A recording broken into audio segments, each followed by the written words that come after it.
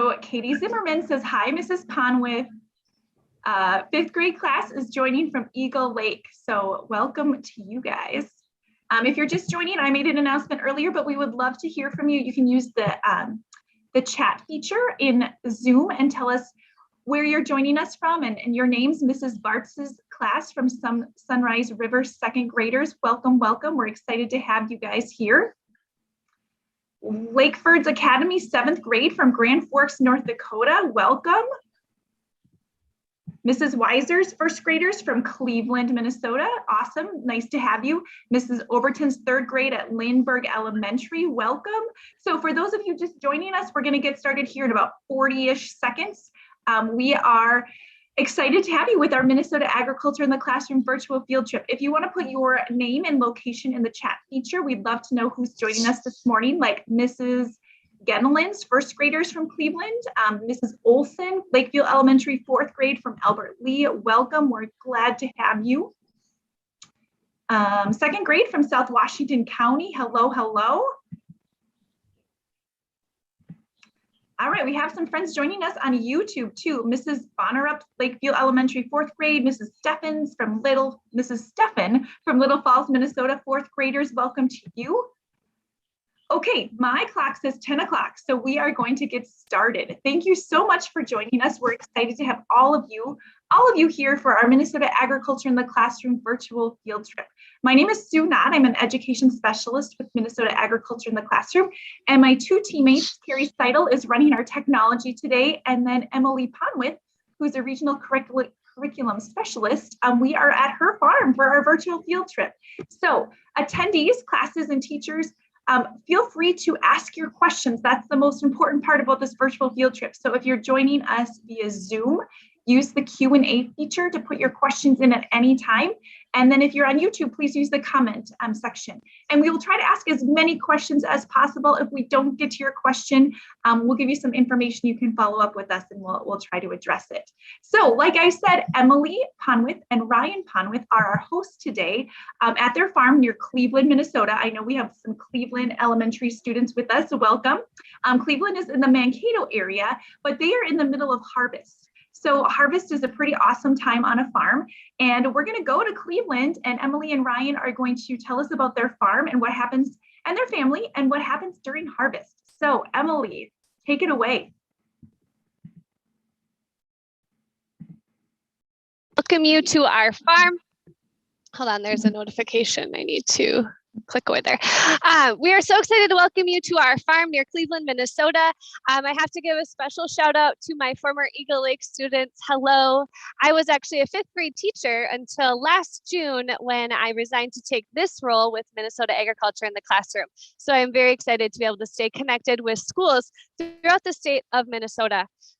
So boys and girls, we are today going to be talking about field corn here on our farm in southern Minnesota.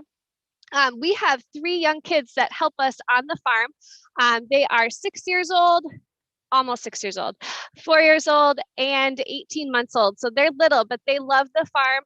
And I know that they would be so excited to be here to share all of this excitement with us, but they are at school today. So I'm going to hand it over to Ryan. He is the true farmer here. He knows all the things about corn.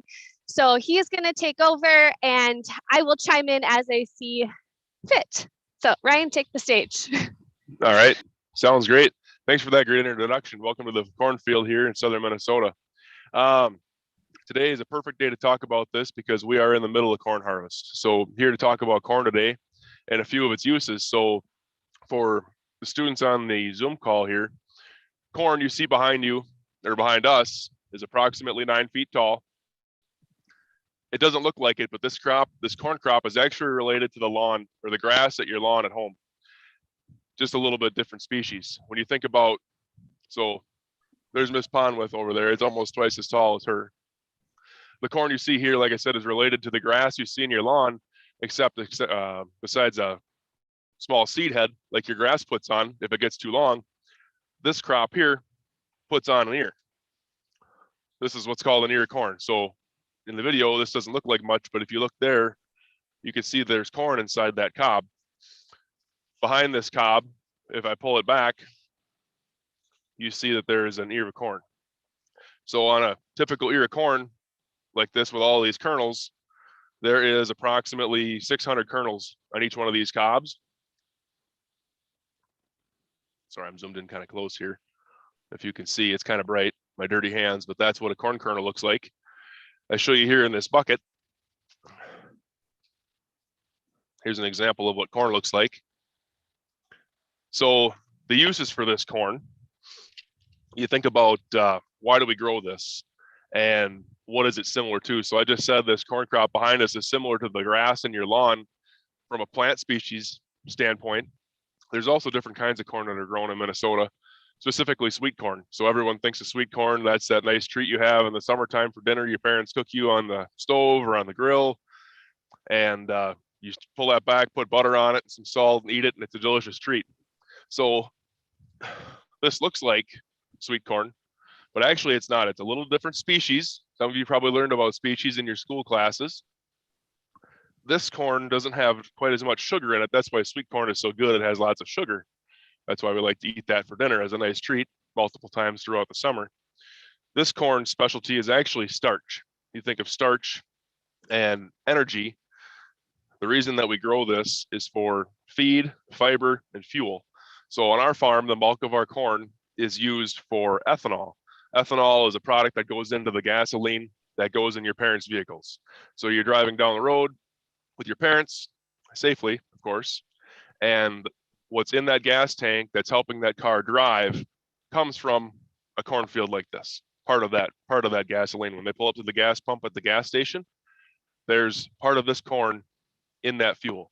I think that's a pretty unique thing to help that this simple cornfield that everyone drives by all summer and thinks, well, that's a cornfield, if you even realize it's a cornfield, but that's actually helping to fuel your vehicles on the road. Other uses for corn, a big one is feed. So we all know what pigs and cattle and chickens and things like that are. This corn that you see here will get ground up in a feed mill, mixed with a few other things, and then fed to those animals as feed. Just like we eat food to grow and be strong, those animals eat ground up corn to grow and be strong. What am I missing, Mrs. Ponwith? So what else? So after the energy, the starch is taken out of it to make the ethanol, what happens to the rest of the corn? So the rest of the corn that's left after the ethanol process is done is what's called the dry distiller's grain. That is another form of feed that is used in a feed ration that's fed to pigs and cattle. So they take that from the ethanol plant. The ethanol goes into the fuel tank. What's left is a yellow dry matter that it's the same color as this, but it's in a different form. And that's blended into a feed ration that's then fed to pigs, cattle, and chickens. Goes to waste. Right. Ryan, we have a couple questions. Sure. First of all, how long does it take your corn plants to get 9 feet tall? Ooh, that's a good question. So this corn that you see here was planted on April 24th.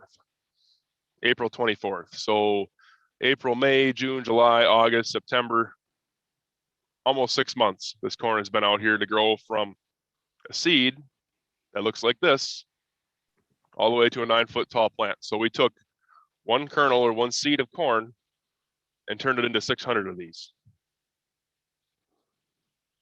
How's that for a statistic? That's pretty amazing. We have a couple questions, but I know that you wanted to show us your combine and talk about harvesting. So let's ask these questions as you and Emily walk over there. So Sure. Sounds good. Yeah, a class wants to know how or where, I guess, where is the corn turned into ethanol? Where does that happen?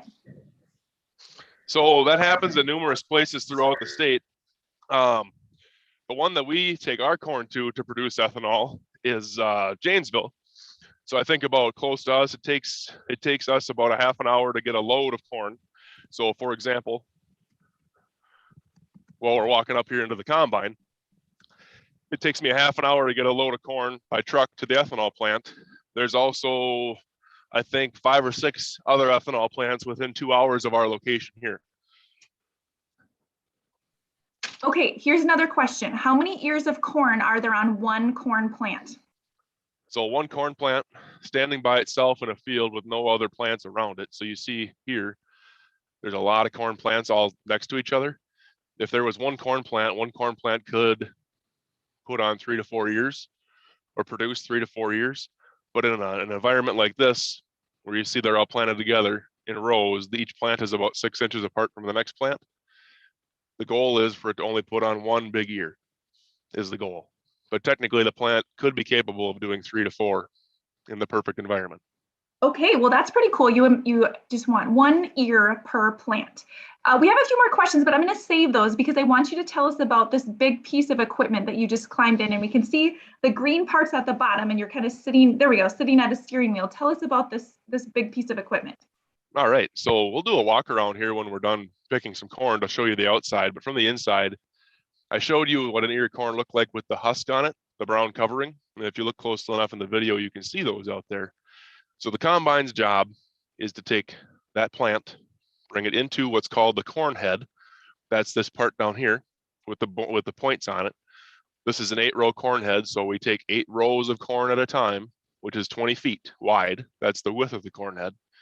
The corn head's job is to take the whole plant in and remove the ear from the plant. So you take that 9-foot plant, which you see here, and turn it into the residue, which you see over there to the left of the corn. The corn head's job is to turn that big tall plant into residue over here and take the ear and bring it into the center of the combine. If you pan down, bring the ear into underneath where we're sitting. The ears actually go underneath where I'm sitting in my chair. And then the combine's job, that's the big blocky square part that you see from the road. The combine's job is then to take that ear of corn that has 600 kernels on it, process it, remove the cob, which is the center part of the ear of corn, and put the grain into the tank that Mrs. Ponwith is showing you there. That's where the finished product goes. From there, the very back of the combine takes what's left, which is considered the chaff, and evenly distribute that on the ground behind the combine, which the end result is over there. So this we'll go ahead and combine, this combine seems pretty amazing in that it can take the whole corn plant and then separate, and so we just have the kernels. But I think you guys were going to be able to drive the combine and show us how this whole process works. So are you guys ready for that? Let's do it. All right. And I want to remind viewers, if you do have questions, feel free to put them in the Q&A section or the chat. As you can tell, Ryan and Emily Ponwith are great at answering questions. So whatever you want to know, please make sure or you ask it. Now is the time. So Mrs. Bartz's class wants to know how long it takes to plant all of your crop, or maybe this particular field. Sure. So this particular field is 190 acres, 190 acres. To put that in perspective, a football field is approximately an acre. So you think about a football field, we've all been to one of those. A football field is approximately an acre. This cornfield that we're sitting in would be 190 football fields. And it took me a little over a day to plant it. So approximately, call it 18 hours to plant it.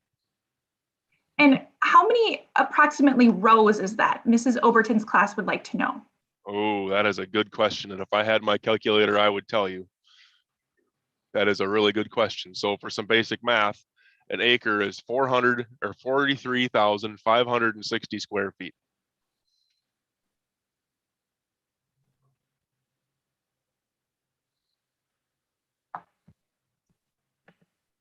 All right, are we ready to combine some corn? I think we're ready. Let's go for it.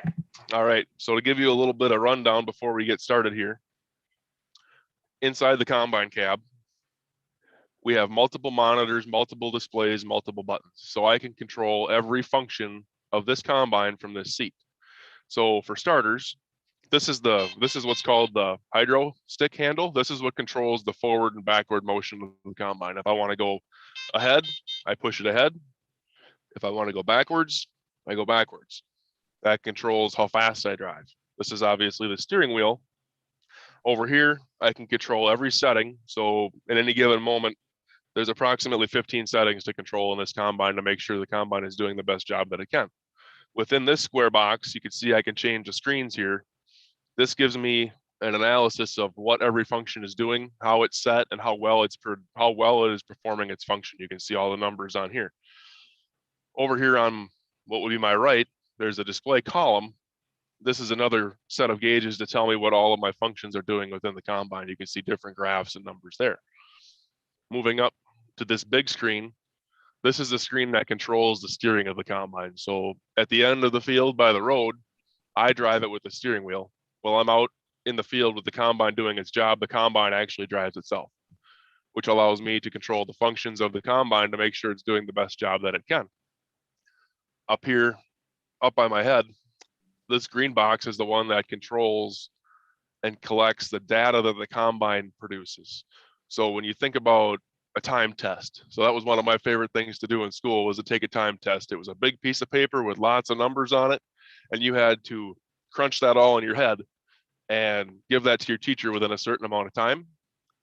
This box is doing that. This box is telling me how many bushels. So a bushel of corn weighs 56 pounds. And if you think about a bushel of corn, what 56 pounds is, it's about the size of a really big bag of dog food, is the approximate size of a bushel of corn. This green box is responsible for telling me how many bushels of corn are on each football field.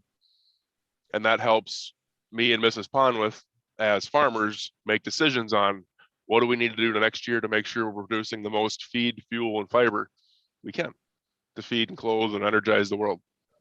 Make sense? That's enough of me talking. Let's go pick some corn.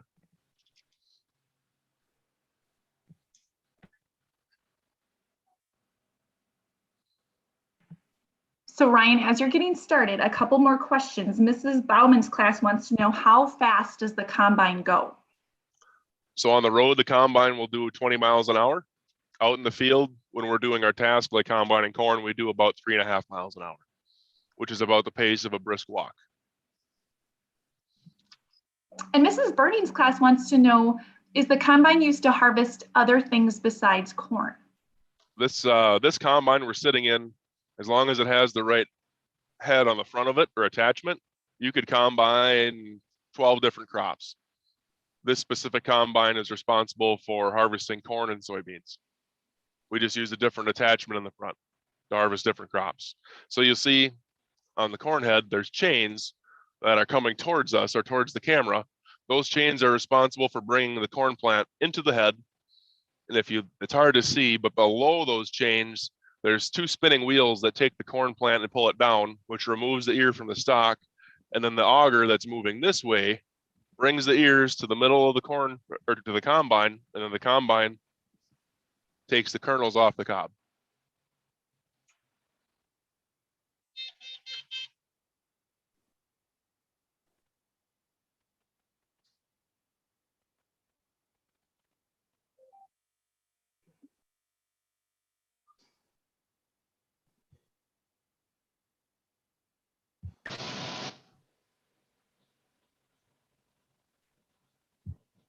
So you can see the ears of corn falling into the corn header.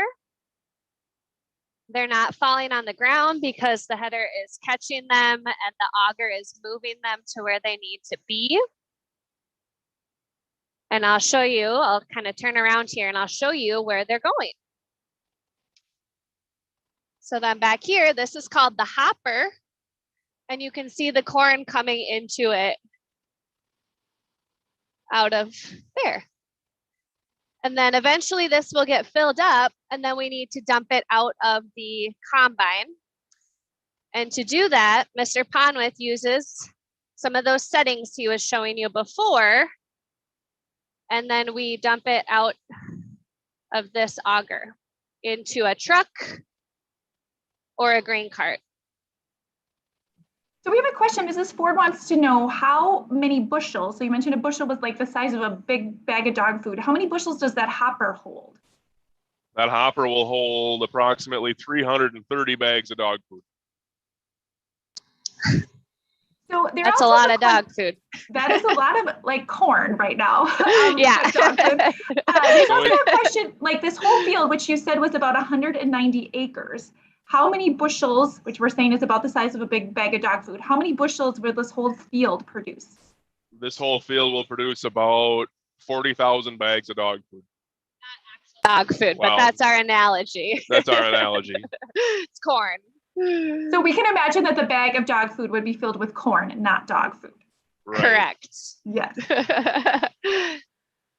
Oh, there was another question you mentioned before that the corn is about like 5.5, 6 months old.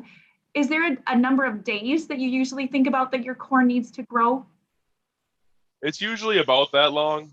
There's a relative number that each corn hybrid, so within each corn type of plant, there's different variations. Just like we're all humans, but we're all our own individual person. Corn is the same way. So each individual hybrid or corn type has a certain amount of days that we use to measure it in relativity. So this, for example, is 109-day corn. That would technically mean it takes 109 days for the plant to grow. It actually takes quite a bit more than that, but that's the relative number that we use to measure it compared to other corns. Okay, awesome. So another question, Mrs. Bjorge's class wants to know, do you have more than one combine? And if you do, how many? So our farm has only one combine. Depending on how many combines it takes to harvest your crop, you could have more, but our farm only uses one. And then there's a question, is the combine the only way to harvest corn? Is there any other ways that farmers use to harvest corn? Yes, there are other ways. The only other really common way in today's day and age is what's called a silage chopper. So a silage chopper has a head on it, just like this big green one here. It's similar in size, but it does a different function. It literally takes the entire corn plant into the machine, chops it up into little 2.5-inch particles. You put it in a truck, and then you feed that to cattle. That's the only other common way to harvest corn. Okay, so here's another question. Mrs. Holleran's class wants to know, on average, how long does it take to harvest an acre of corn? So we just combined for, what was that, 3 minutes? 2 minutes? We just combined for 2 minutes, and we combined 4/10 of an acre. So an average acre usually takes about, I would say, 6 or 7 minutes to combine. Okay, that's pretty fast in my opinion. So time is flying. We have about 10 minutes left, but it looks like we're going back to kind of where we started. And there is a question, when your combine or the hopper gets full, what do you do? We're going to show you in just a minute. I thought so that's why I was asking. So Mrs. Ponwith showed you the hopper back there where the corn was going. The hopper's not full, but it's good enough they're full enough to do the practice called dumping. That's what it's called, moving the corn from the combine into another vehicle. We will show you that here in just a second. So that piece of equipment ahead, that's called a grain cart. Usually we have a driver in that grain cart. That person's job is to take the corn from the combine to the truck. We use that for efficiency's sake. That way, while I'm in the combine, I can stay combining, and somebody that's running the grain cart can take the corn from the combine to the truck. So we are currently dumping the corn that we just combined. We combined approximately 120 bags of dog food, for perspective, but bushels of corn. We're putting these in the grain cart.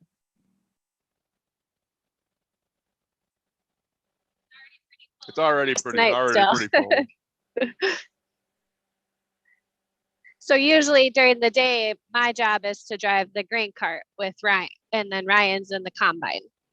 She'll be driving alongside of me, just like you see here.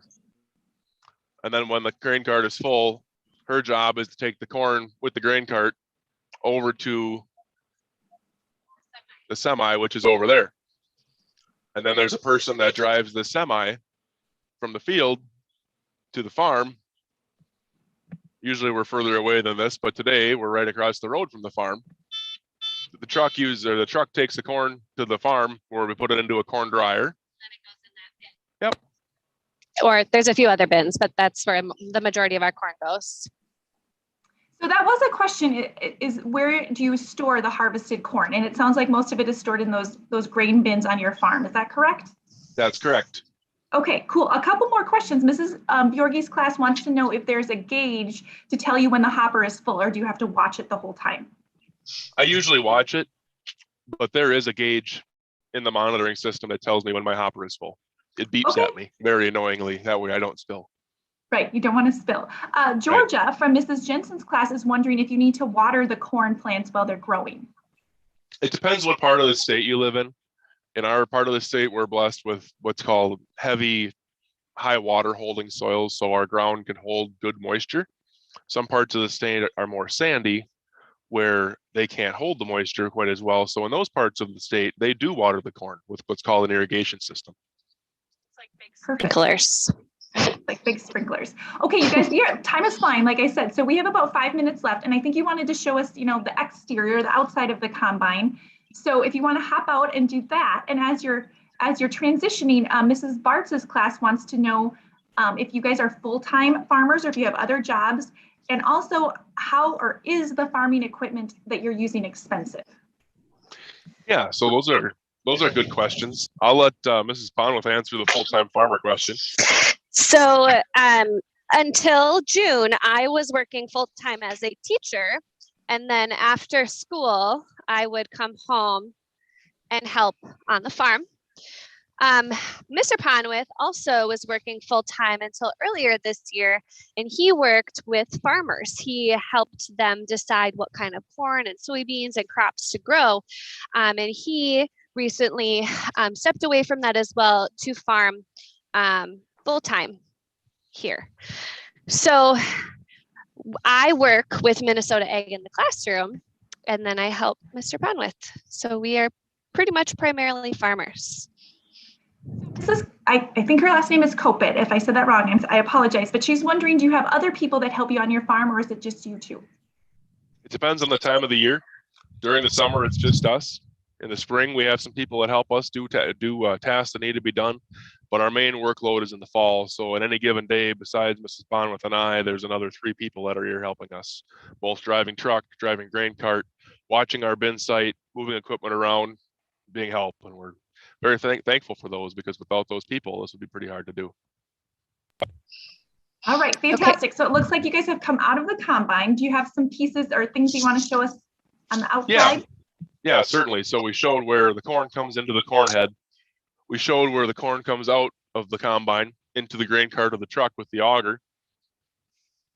You can see to the right of the auger, way up high, that's where the grain tank is. That's where the corn kernels are stored while we're combining. And underneath these big panels, so from the road, you see big green panels on a combine, but the magic is actually happening underneath. So if you want to come in a little closer with the camera, the lighting might be a little tough. So you see a big array of hoses, belts, chains, pulleys. So you've probably learned about chains and pulleys and levers in your classes if you're old enough. There's a lot of that going on around here. That's what makes the combine do its functions. So there's chains. These chains run the auger. We just watched the auger unload the corn. That's what those chains are responsible for. These pulleys and belts over here are responsible for taking the corn husks, such as this. There was an ear inside this husk. Those belts and pulleys' responsibility is for taking this husk and throwing it out the back of the combine. That's its job. This big pulley and belt is responsible for taking the corn kernels, so the 600 corn kernels on an ear. This big belt and pulley is responsible for running the big machine that's back under there and taking the kernels off of the ear, for example. This is all done with, obviously a big engine, pulleys, belts, and hydraulics. The other thing that this combine is very, very reliant on is hydraulics. And you see all of these hoses here. There's fluid in there called hydraulic fluid. And this machine, using the controls that I have by my steering wheel, I can control what each one of those hoses is doing to make sure the combine is doing its job right. Wow, that looks pretty amazing that all of those things work together to harvest our corn. So I have a couple more questions. Mrs. Plant's class and several others want to know if you guys have any animals on your farm. Ooh, we do have animals. So we have cows. Miss Ponwith and I have cattle that we raise for beef, for sale to friends and neighbors. We also do raise hogs for somebody else. So we have pigs on our farm. Those are somebody else's pigs, but we're responsible for raising them. We provide them a barn, but somebody else technically owns them. Okay, great. So another question from a class, Mrs. Bonnerups wants to know, when harvest is done, what do you do in the winter? Oh, we go ice fishing and go on vacation. No, actually, in all seriousness, in the wintertime, a big portion of what happens there is the business side of it. So this is the fun part of farming, being out in the field, driving all the big equipment that we work on throughout the year. The wintertime, our responsibilities are fixing equipment, servicing equipment, buying inputs like seed and fertilizer and things like that to grow next year's crop. We work with accountants to make sure that we know what we spent, what we made, and what our net profits are to make sure we're running an effective business. Those are the main things that we do throughout the year. You could argue that the wintertime is actually busier and more impactful than what happens here during harvest. I believe it. Okay, so we have a bunch more questions. We're just not going to have time to answer them, but I have one final one from Mrs. Johnson's class, and you guys can answer this together or separately. What is your favorite part about being a farmer? I'll let you answer that one first, then I'll answer it. My favorite part about being a farmer is being able to produce goods that the world needs to continue to thrive. We grow food that feeds the world. We grow energy, essentially, that helps fuel the world. And then also having our children out here and learning that they are part of that is really cool. I would have to agree. My favorite part is being able to do it with friends and family, to spend our time out here doing what we love, but also knowing that we are making an impact in the world. Today, as we stand in this cornfield, the corn that we've delivered over the last year could be used to fuel the car that just drove by on the highway, or it could be used to fuel the car that's driving in some town on the other side of the globe. Because I know for a fact some of the ethanol and feed grains that we have delivered are exported across the world. Well, we appreciate everything that you guys are doing, and not least of spending time with us on this busy morning during harvest. So thank you, Emily and Ryan and your team at Ponwith Farms. And thank you for all of the classes that tuned in. We hope you learned a few more things about how farmers in Minnesota harvest corn and how it's used. We are offering one more virtual field trip here in October next Friday. And this is going to be to a dairy farm that has cows that produce milk. So the dairy farm we're featuring is Square Deal Dairy in Randolph, Minnesota. And this summer they hosted a Vikings football player, Delvin Tomlinson. So we have a YouTube video of Delvin Tomlinson getting a tour of their farm, which you can watch in advance. You can find the link on our website, which is being featured on your screen right now. And then we're going to go live to their farm next Friday for a question and answer session with Tyler Oddie and maybe some of his other family members who are the owners of this farm. So stay tuned or tune in next Friday, 10 a.m. for our virtual field trip to Square Deal Dairy. Thank you guys again for joining us. It's always fun to see your comments and questions, and enjoy the weekend. Have a great day.